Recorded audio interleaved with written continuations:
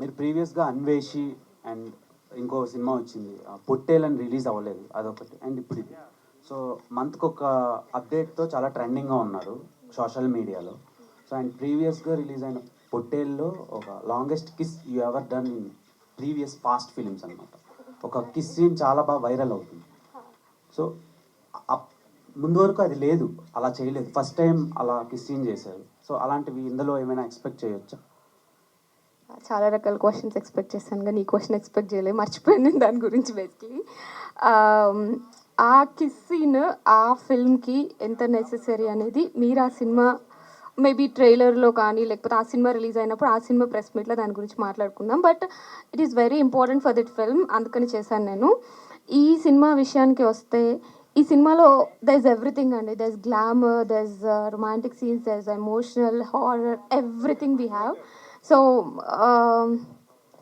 ఎలా చెప్పాలి అంటే ఏ సినిమాని బట్టి ఆ సినిమాకి తగ్గ పాత్రలో చేస్తాను అంతే. అంటే స్టార్ట్ మల్లేశం ఆ టైంలో మీరు అన్నారు బౌల్ సీన్స్ నేను అంత ఇంట్రెస్ట్ చూపించను అని చెప్పి అన్నానా?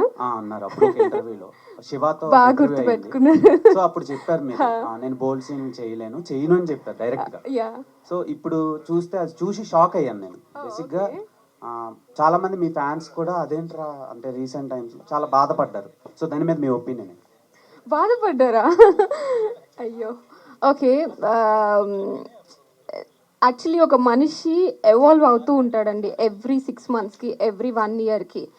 ఆ ఎవాల్వ్ అయ్యే ప్రాసెస్ లేకపోతే అక్కడే మన గ్రోత్ అనేది ఆగిపోతుంది.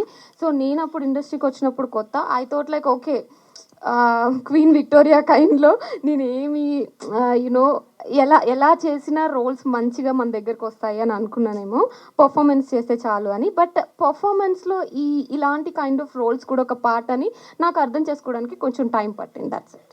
ఓకే, మీరు చెప్పారు కదా చాలా పెద్ద సినిమా అవుతుందని, నేను కూడా అనుకున్నాను. I hope to. Thank you so much. Blockbuster in your career. Please support us. Thank you. Thank you. Srinivas garu చెప్పండి.